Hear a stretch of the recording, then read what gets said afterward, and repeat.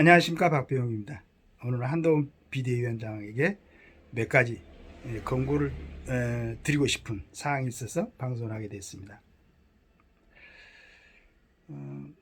저는 뭐 이렇게 어느 당을 정해놓고 지지하지는 않습니다만은 이번에 이제 그 여러 가지 뭐 공식적으로 전과가 사범이고 여러 가지 지금 재판을 받고 있는 이재명 대표가 있죠.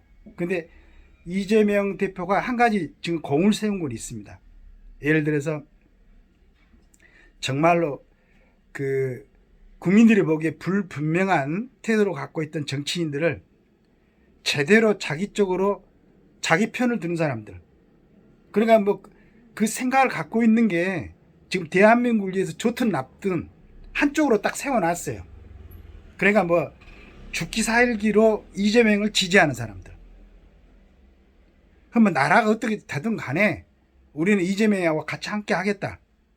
원래 뭐 문재인을 지지하고 문재인 편에 있었던 사람들도 뭐 다시 한번 국회의원을 하기 위해서 이재명 쪽으로 줄을 섰죠. 그래서 한편으로는 이제 복잡하지 않게 생각할 수 있는 국민들이 선택할 때, 아, 저런 사람들의 집단이구나, 이렇게 판단하기 쉽게 한 가지 공을 세웠어요. 그 다음에 분명하지, 위험을 감수하고 국민들이 어떻게 생각하든가를 떠나서 자기 편은 확실하게 정리를 했죠. 근데 한동훈 비대위원장은 너무 조심한 것 같아. 너무 겁을 먹고. 지금까지 4년 동안을 이제 이 사람들이 주장하는 것 보면은 매주 토요일 날 강화문에서 그 아스팔트 위에서 60, 70 되는 노인들이 태극기를 들고 그렇게 해가지고, 솔직히 그 세례가 아니었으면 윤석열 대통령이 검찰총장 하면서 버틸 수 있겠는가.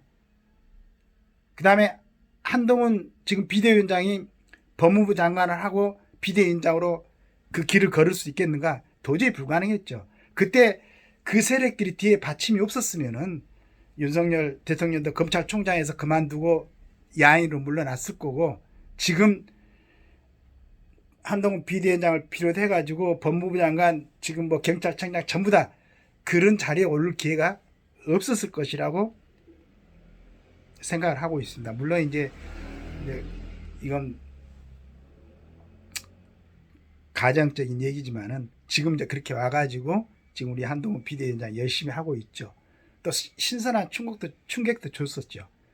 법무부 장관을 하고 있으면서 그 참 탁월한 그 법리로, 그 다음에 순간적인 순발력으로 그 100 몇십석 되는 야당들이 집요한 공격을 갖다가 국민들이 시원할 만큼 카바를 하고, 그 다음에 정리를 하고, 결국은 이제 참 지지부진하는 우리 국민의힘 거기 이제 비대위원장을 맡아갖고 좀 활동을 하고 있는데, 근데 국민들이 볼 때는 지금 국민의힘의 그 국회의원들의 어떤 성향이라든가 지금 비대위를 구성하고 있는 사람들의 어떤 그 지향점이라든가 이게 구분이 안 돼요. 그 다음에 우리가 4년 동안 21대 국회에서 국회의원들이 각 당의 대표성을 가지고 뭐 국정조사를 한다든가 인사청문회를 한다든가 여러 가지 봤을 때 국민의힘 국회의원들의 발언은 거의 없었죠.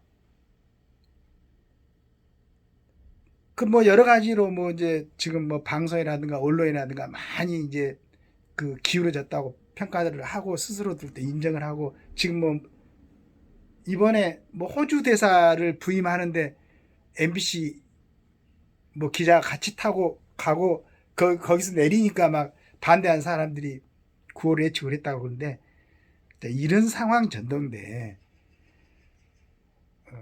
지금 우리 한동훈 비대위원장 주변에 있는 사람들, 그러니까 비대위의 인선부터 그 다음에 지금 비례 대표로 인선하는 그 사람들 몇몇, 지금까지 뒤에서 정말로 죽을 힘을 다해가지고 윤석열 대통령을, 그러니까 그때는 꼭 윤석열 대통령은 아니었어요. 하여간 어떻게 하든지 나라를 지키겠다고 노인네들이 나가서 이렇게 열심히 운동을 했죠. 그런데 국민의힘에서는 대안이 없었고 검찰총장으로서 불이야 대항해서 싸우는 윤석열 그때 검찰총장을 보고 이 사람을 이제 이쪽에 대통령 후보로 내세워야 되겠다. 국민들 마음에 그런 생각이 있었던 거죠. 결국은 이제 윤 대통령도 그 당시에는 그 대권에 꿈은 없었겠지만은 여러 가지 상황을 보고 이제 본인이 속했던 검찰에서 봤던 어떤 시각하고 많은 차이가 나는 이 국가 상황을 보고는 결심을 한 것 같아요. 그리고 뭐 이제 대통령이 되고 나서 처음에는 조금 아무래도 이제 뭐 처음에 해보는 정치라고 보니까 그런데 지금은 너무 잘하고 있는 것 같아요. 그런데 국민의힘에서나 지지하는 계층에서 잘 이렇게 받쳐주지는 못하고 있는 것 같아요. 너무 4월 10일 총선 표에 너무 아주 민감하게 생각하는 것 같아요. 잘 정리해 놓은, 그러니까 이제 국방이라든가 애교라든가 이런 부분에 대해서 지금 경제라든가 누구도 손 못 댔던 민주노총 그걸 갖다가 정리를 했잖아요. 지금 이번에 의료 계획, 뭐 이거 계획을 꼭 하려고 했던 건 아니지만은 이건 그 중간에 보니까 굉장히 여러 번 아주 상의를 하고 토의를 하고 각 대학에 보내가지고 의대 그 지원을 몇 명씩 하면 좋겠는가를 받아가지고 그 안에서 적정한 선을 가지고 다 했구만. 그리고 중간에 내가 발표를 하는 거 보니까 2,000명 중에서 1,600명 80%를 갖다가 각 지역에 국립대학에 증원하는 걸로 나머지 20%만 수도권에 하는 걸로 얼마나 정확하고 명확한 그 다음에 미래를 제대로 예측한 그런 결단이었는데 이것도 아직 제대로 지금 뭐 그 중간에서 무슨 뭐 아침에 보니까 충북대학교는 이제 자기들은 본연의 모습으로 하겠다고 이렇게 하고 너무 고맙고 반가운 결정을 했는데 4월 10일 날 총선 이제 진짜로 뭐 10일 한 달도 안 남았죠. 한 달도 안 남았는데 명확하게 저 그저께 이제 뭐 저한테 저 아마추어적인 제 머리에서 나온 건 아닙니다만은 지금 국민의힘이 물론 이제 우리 한동훈 비대위원장이 국회의원 특권에서 몇 가지 면책 특권이라든가 몇 가지를 해가지고 굉장히 신선하게 이제 충격을 줬는데 이걸 국민들이 기억하는 사람들이 별로 없어요. 그래서 우리 국민들이 쉽게 인식할 수 있도록 선전용으로 할 게 아니고 정말로 필요한 몇 가지씩 크게 타이틀을 걸어가지고 해주고 그 다음에 그런 그 내용을 보고 지금까지 안간힘을 써서 윤석열 대통령을 지지하고 대통령으로 끌어올렸던 사람들 마음이 좀 시원할 수 있는 그런 슬로건을 좀 내가지고 그 내걸고 4월 10일 총선을 임했으면 좋겠어요. 그래서 그 부분에 대해서 믿고 감격하고 옆에 사람 한 사람이라도 얘기할 수 있도록 지금은 옆에 사람 누구한테도 얘기할 수 있는 그런 내용이 없는 것 같아. 뭐 오히려 그냥 뭐 이상한 친구들이 주변에 한두 명 있는 것 같고